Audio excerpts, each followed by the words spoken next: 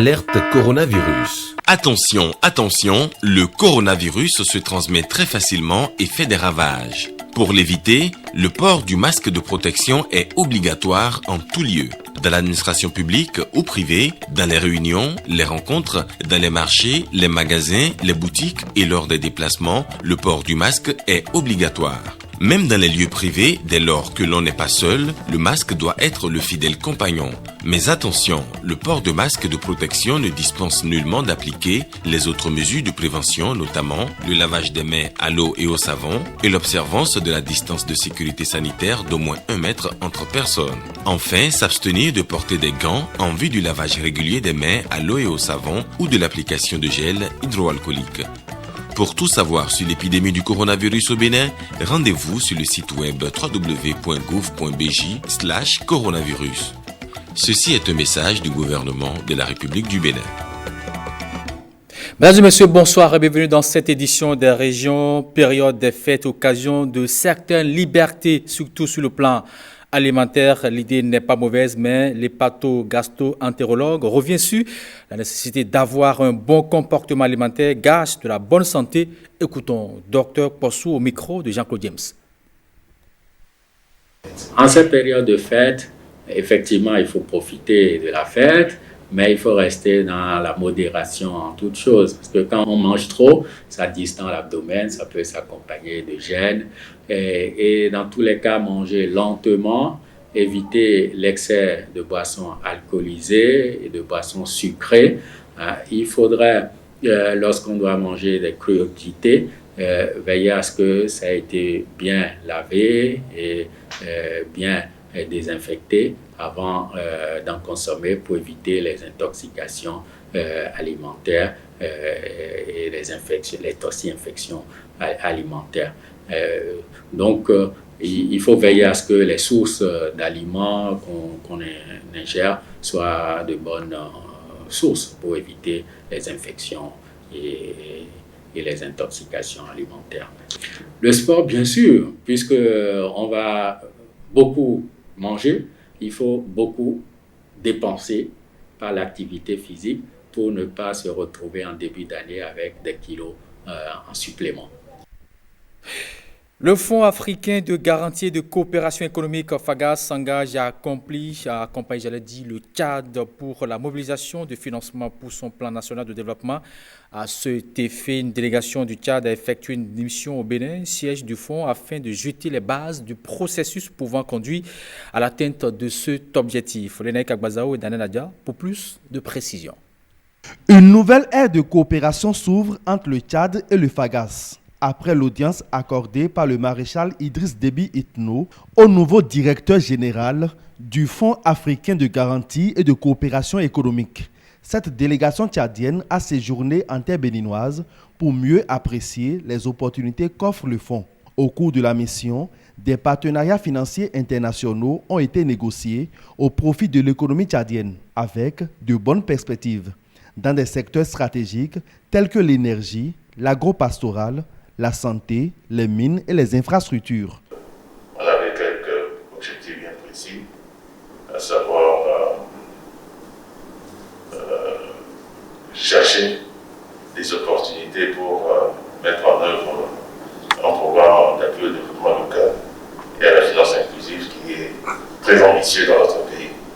Le FAGAS pour nous représente et représentera surtout un acteur majeur, stratégique, pour accompagner le Tchad dans son ambition de construire son développement, un développement équitable, inclusif naturellement. Et à cet égard, nous élaborons actuellement les bases d'un nouveau programme national de développement, le BND2. Une nouvelle dynamique est en train d'être imprimée au FAGAS avec la mise en œuvre d'un nouveau plan stratégique. Le fonds entend mobiliser davantage de ressources en faveur du financement des États. C'est donc à juste titre que l'approche de l'État tchadien est bien accueillie. J'ai accueilli avec beaucoup d'enthousiasme cette mission et nous faisons le devoir de continuer à accompagner le Tchad dans son processus de construction d'un développement inclusif. Le programme d'appui à la finance inclusive et au développement local, comme le conseiller du président de la République l'a signalé, c'est un programme ambitieux, mais qui est facilement réalisable. Les 4 jours de travaux ont fait ressurgir toutes les possibilités de couvrir le financement de ce programme d'appui aux finances inclusives par les ressources domestiques et des ressources internationales. Par les partenaires du FAGAS, et vous vous êtes rendu compte que la prochaine étape qui va se dérouler très bientôt vers la concrétisation des attentes du gouvernement du Tchad. Occasion saisie par l'institution internationale pour réaffirmer son engagement à accompagner les États membres. D'autres réunions bilatérales vont favoriser le bon aboutissement du processus enclenché avec l'État tchadien. La commune d'Abomey-Calavi a modifié son schéma d'organisation pour s'adapter aux nouvelles exigences du ministère de la décentralisation. Le document définit les nouveaux rapports hiérarchiques entre les différents services de l'administration communale. Il a été adopté ce mercredi au cours d'une session extraordinaire tenue à la salle de conférence de la mairie. Stanislas Lepmont et Wenceslas Amoyemont nous en rendent le compte. Un nouvel organigramme pour la commune d'Abomey-Calavi. Des organes, des services et directions changent de dénomination. D'autres encore se trouvent renforcés dans leur fauteuil. La direction des ressources humaines devient le service des ressources humaines. Et la direction des services économiques et financiers remplace celle des ressources financières et matérielles. Au niveau de l'administration communale, nous avons le maire, les adjoints au maire, le cabinet du maire, les organes consultatifs et d'investigation directement rattachés au maire, le secrétariat général, les directions techniques. Et au niveau de l'administration infracommunale, nous avons le chef d'arrondissement, un secrétaire administratif d'arrondissement et les chefs de division. Il faut dire que... En conseil extraordinaire ici, le comité ad hoc qui a travaillé sur l'organigramme présente le document aux élus communaux. Ces conseillers l'examinent puis l'adoptent.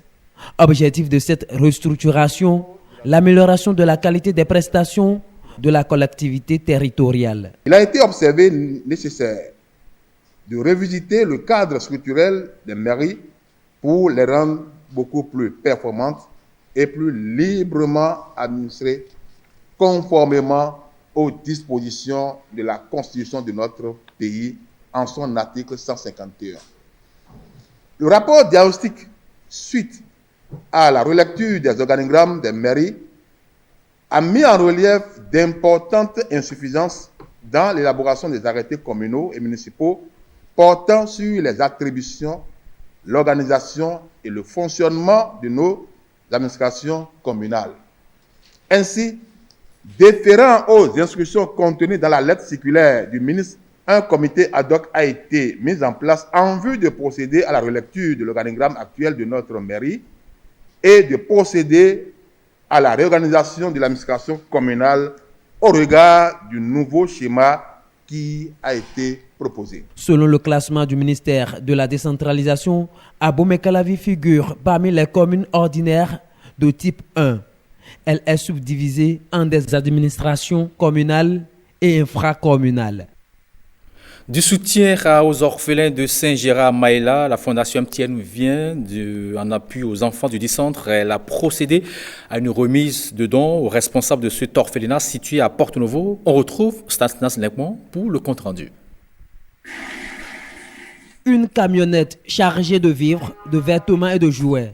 C'est l'expression de la générosité de la Fondation MTN Bénin à l'orphelinat Saint-Gérard-Maïla. Nous sommes aujourd'hui venus faire la remise des cadeaux, des vivres, issus de la collecte des différentes choses que le personnel de MTN a voulu mettre à la disposition de nos enfants, de nos frères qui sont au niveau de l'orphelinat.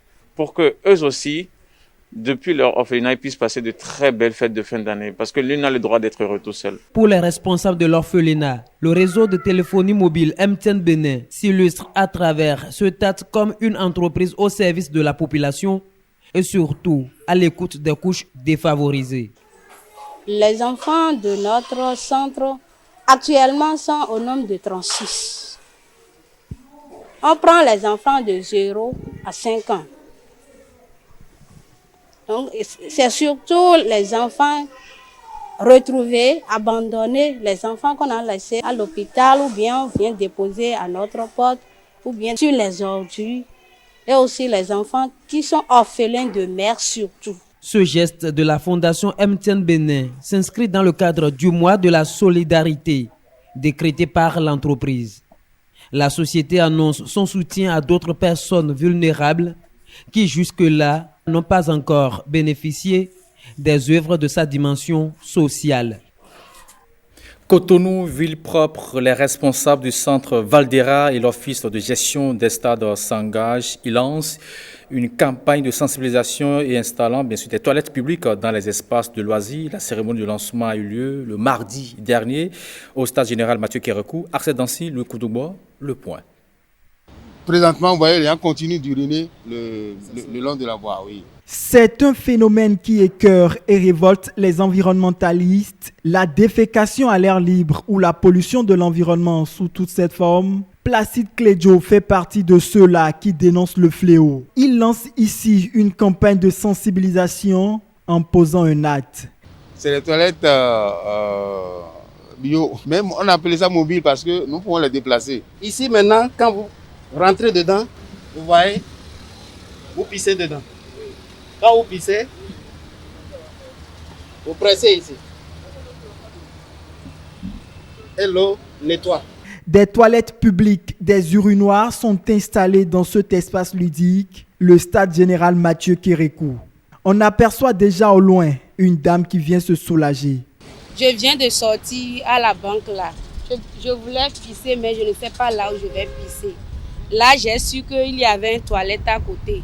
Et je suis rentrée, c'est tellement bon, très efficace et je suis à l'aise.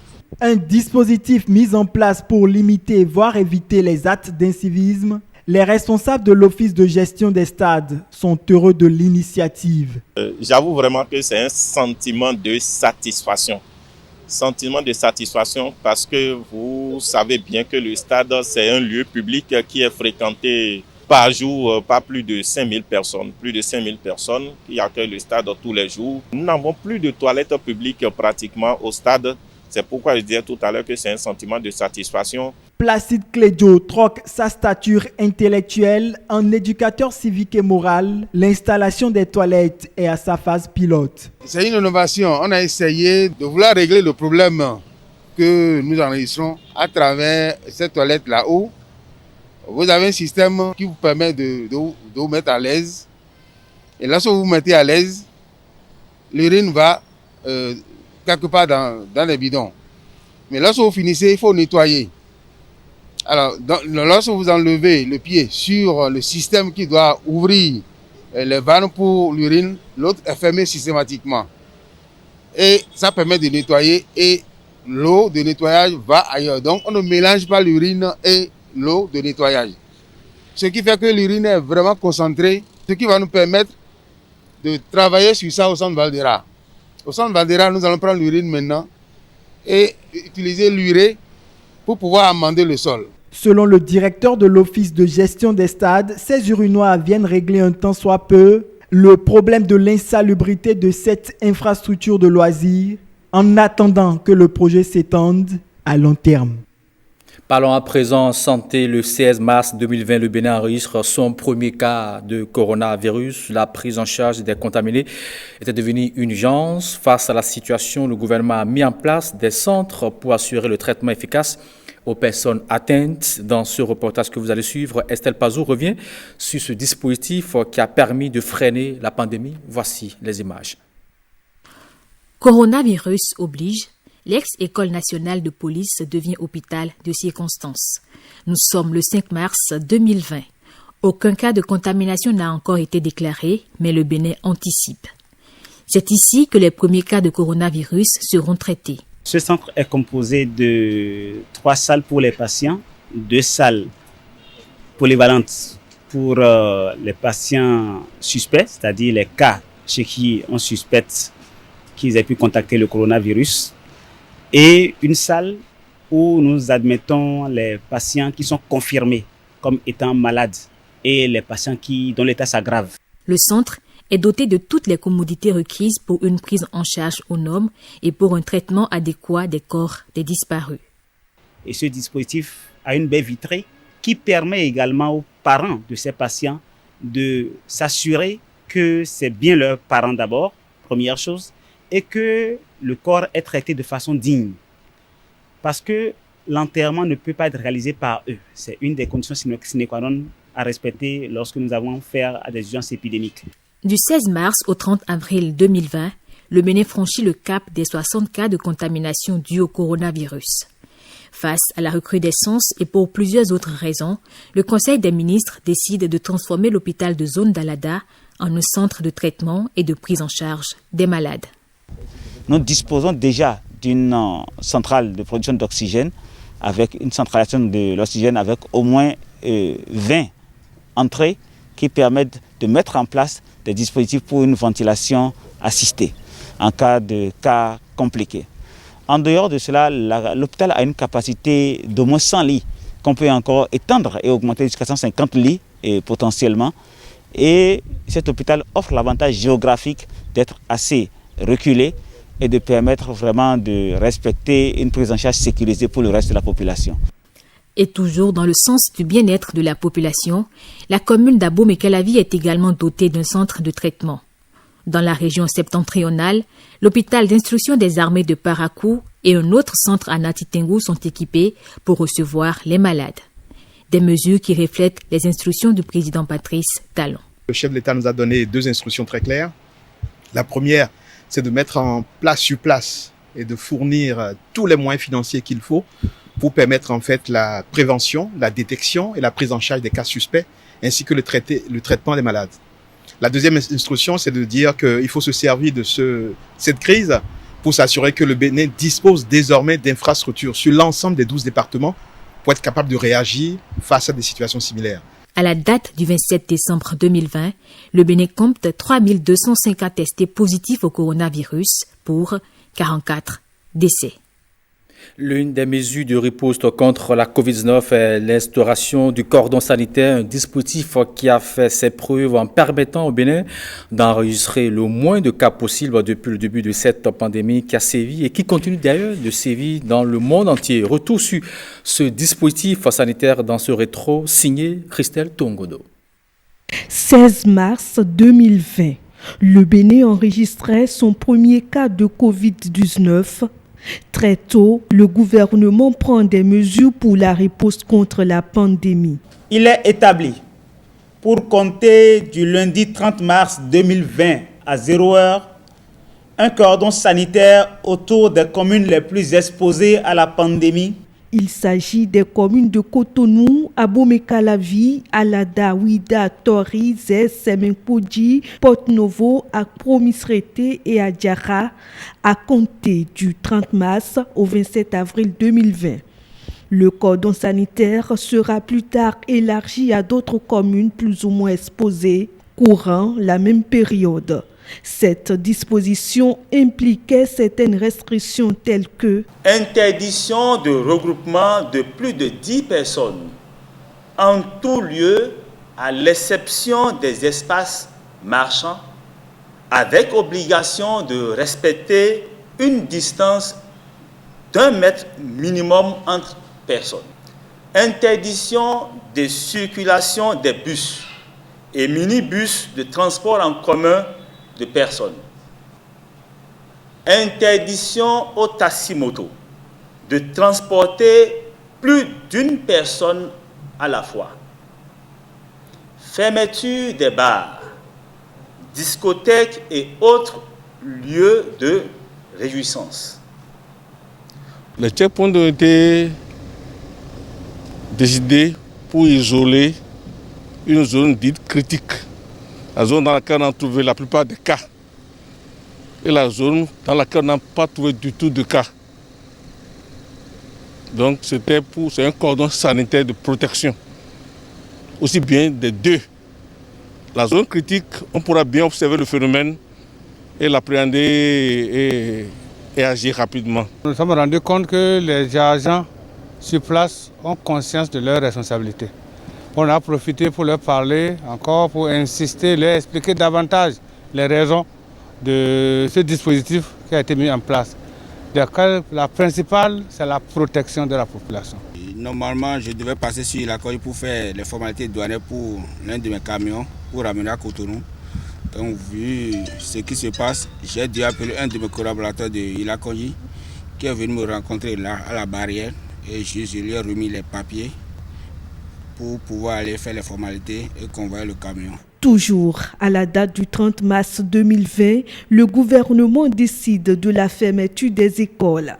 40 jours plus tard, le Conseil des ministres lève le cordon sanitaire avec la reprise progressive des cours. Le Conseil a décidé de la reprise des cours pour les écoliers du cours moyen, deuxième année CM2, les élèves des collèges et lycées et les étudiants pour compter du lundi 11 mai 2020 dans la perspective de la tenue des examens de fin d'année. Quant aux écoliers des classes de cours d'initiation CI au cours moyen première année CM1, ils retourneront en cours du 10 août au 4 septembre 2020 et subiront leurs évaluations du 7 au 11 septembre 2020, puis effectueront la rentrée scolaire 2020-2021 le 28 septembre 2020, en même temps que tous les autres apprenants. Il faut que les parents se rassurent, qu'ils soient totalement rassurés par rapport à la reprise des classes le lundi. Je sais que c'est avec beaucoup d'appréhension qu'ils perçoivent la situation, mais tout est mis en place pour que les enfants reprennent dans les meilleures conditions de sécurité sanitaire. La levée du cordon sanitaire le lundi 11 mai 2020 à 0h ne marquait pas sans doute la fin de la pandémie au Bénin, a rappelé alors le ministre de la Santé. Les mesures barrières étant toujours de mise, la vie pouvait reprendre son cours normal, mais surtout avec prudence et vigilance. Parlons de toute autre chose à présent, un nouvel ouvrage dans l'univers littéraire béninois, Puissance publique et développement agricole du Dahomey d'hier, Bénin d'aujourd'hui, 1960 à 2010. C'est le titre du livre que vient de publier Dieudonné Awo. L'auteur fait constater dans son ouvrage l'échec des réformes agricoles depuis l'indépendance du pays. Le lancement du livre a eu lieu le mardi dernier à l'université d'Abomey-Calavi. On retrouve Benjamin Benayon et Stanislas Limpon pour le compte-rendu. Un ouvrage de 533 pages subdivisé en 3 parties. C'est un essai inspiré de la thèse soutenue par l'auteur en 2014. Il y peint les maux qui minent l'agriculture béninoise depuis le retrait des colons du Dahomey d'alors, Bénin d'aujourd'hui. C'est une thèse qui est éditée 6 ans plus tard dans une maison d'édition de renommée mondiale. Ce n'est que le titre qui a été modifié. Le contenu, c'est le contenu de sa thèse qui a été approuvé par le jury. Je crois que la première partie, ça fait 126 pages. La deuxième partie fait 129. Et la troisième, un peu plus copieuse, fait 158 pages. J'ai été très heureux, évidemment, de lire ce document. C'est un document qui est écrit en français, assez facile et accessible à tout le monde. En principe, en 60, la plupart des États colonies de la France devraient opérer une rupture à la faveur de l'indépendance. L'auteur est parti sur 60 parce que cette date est une date assez évocatrice. Dans l'ouvrage, l'enseignant d'histoire économique et sociale à l'université d'Abomey-Calavi fait remarquer que les différentes politiques de développement agricole menées de 1960 jusqu'en 2010 ont échoué. Il encourage la promotion d'une agriculture diversifiée afin de permettre aux acteurs de jouir véritablement de leurs efforts et de contribuer au développement de l'économie nationale. Je propose que l'agriculture béninoise reçoive les financements qu'il lui faut et que les petits agriculteurs tels qu'ils sont éparpillés dans nos campagnes soient soutenus, accompagnés afin que la production puisse être maximisée, afin que la production puisse nourrir le secteur industriel. Parce que lorsqu'on exporte les produits agricoles bruts, on ne gagne pas assez de bénéfices. Puissance publique et développement agricole au Dahomey Bénin, 1960-2010, est publié aux éditions Harmattan. Avant cet écrit, Dieudonné Arro avait déjà participé à la publication de plusieurs ouvrages collectifs à l'échelle internationale et est aussi auteur de nombreux articles scientifiques sur les politiques agricoles. Move Bénin devient Move Africa compté de ce vendredi 1er janvier 2021. L'annonce a été faite par le directeur général de Move Africa à Cotonou, un changement de dénomination qui renforce la vision et l'engagement de ce réseau de téléphonie mobile. Voici le point avec Kourous Abdoulaye. Nous allons procéder au deuxième décompte de la soirée. Une nouvelle marque de télécommunication a vu le jour sur le continent africain. Move Africa. Du vert, Move passe au bleu et colore désormais tout un continent avec ses 60 millions d'abonnés. Cette marque sera un élément fédérateur pour l'ensemble des 11 filiales du groupe Maroc Télécom sur notre cher continent. Donc toutes les filiales seront réunies autour d'une seule et unique identité visuelle qui sera commune à l'ensemble des opérateurs. Et comme vous le savez, et comme vous pouvez le déduire, donc il y aura un partage de toutes les belles choses qu'on peut partager ensemble, entre l'ensemble de ces filiales. Parce que ça ne va certainement pas uniquement dans le sens du nord vers le sud, mais ça va aussi du sud vers le nord, et ça va entre les filiales de tout notre continent. En matière de pourcentage de couverture de la population, on est à plus de 98% de couverture. Move Bénin aussi est l'un des plus grands contribuables en matière de... L'engagement et la vision de Move ne changent pas.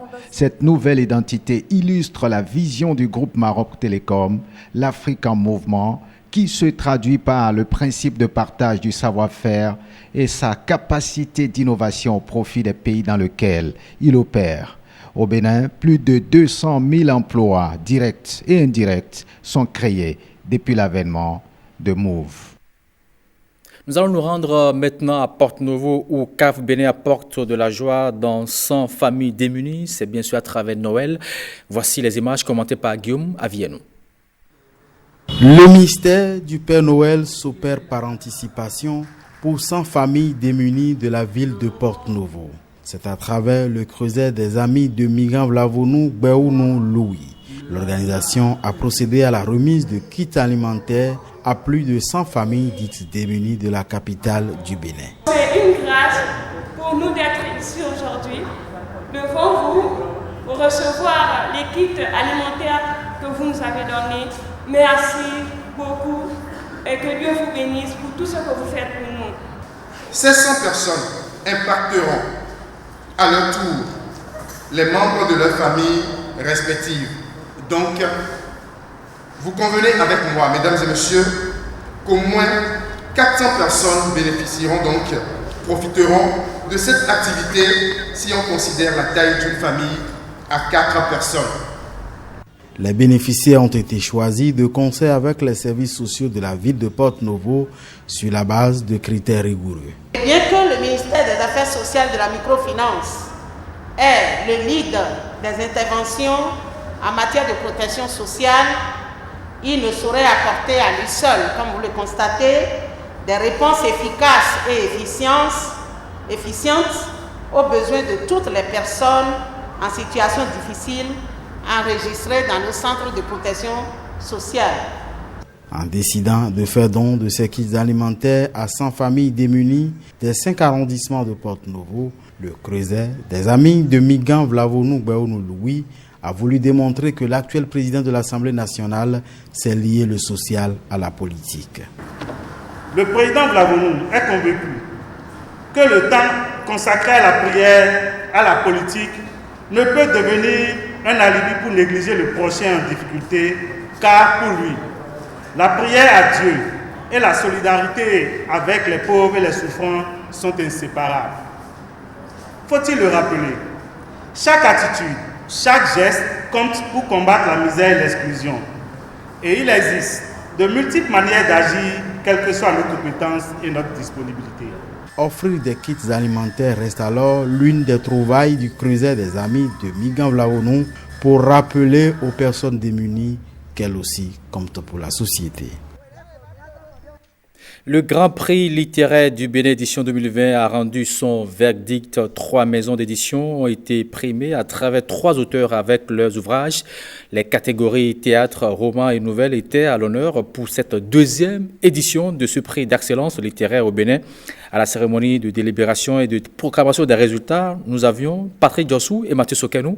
Voici le compte rendu. Grand Prix littéraire du Bénin 2e édition. Une compétition où ce sont les maisons d'édition agréées qui postulent avec au plus 2 œuvres. 6 millions de francs CFA ont été partagés aux 3 lauréats issus chacun de l'une des 3 catégories retenues cette année. Le théâtre, la nouvelle et le roman. 6 maisons d'édition ont pu atteindre cette phase finale ce mercredi 30 décembre 2020.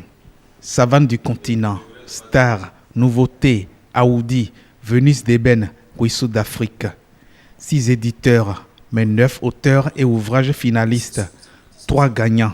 Catégorie théâtre. De la petite horloge, paru aux éditions Savane du continent et écrit par Jérôme Michel Tossavi. Ce n'est pas une fin en soi. C'est officiellement un appel au présent travail. Catégorie roman. La rivale de Dieu. Édition Venise d'Ébène. Écrivain Gilles Béton. Je ne presse pas les mots. Merci à tout le monde. Catégorie nouvelle. L'araignée désabusée. Publié aux éditions Aoudi et écrit par Jean-Paul Toto, représenté ici. Merci d'avoir choisi l'araignée désabusée. Je pense que ce prix vient véritablement consacrer le travail de Jean-Paul Toto.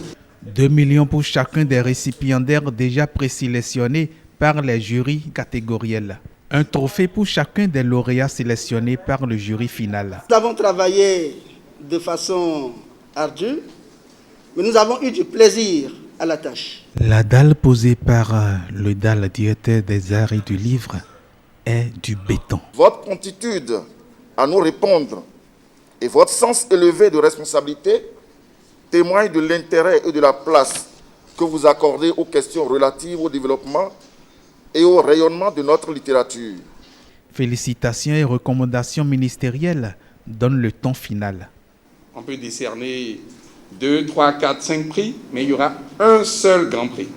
Et ce sera le grand prix littéraire de l'année pour que l'éditeur qui a été ainsi récompensé puisse s'engager à publier un certain nombre d'auteurs dans l'année qui suit. C'est bien entendu. Et les Terribas mettent un point d'orgue pour dire leurs mots, harmonique et harmonieux, mélodique et mélodieux, en attendant l'éventuel unique Grand Prix littéraire édition 2021.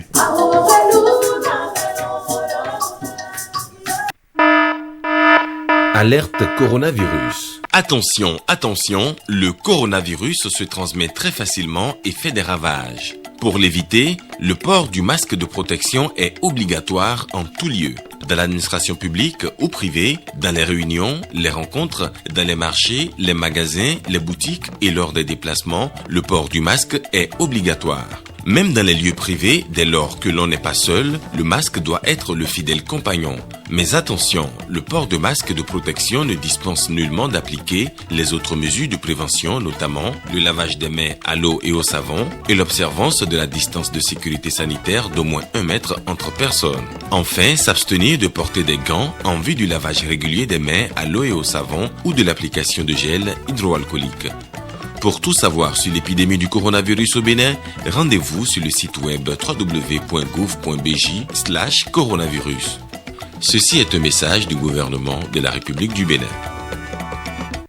Voilà qui met thème à cette édition. Retrouve tout à l'heure à 20h Ariane Da Silva avec bien sûr le message, j'allais dire le vœu du président de la République pour la nouvelle année.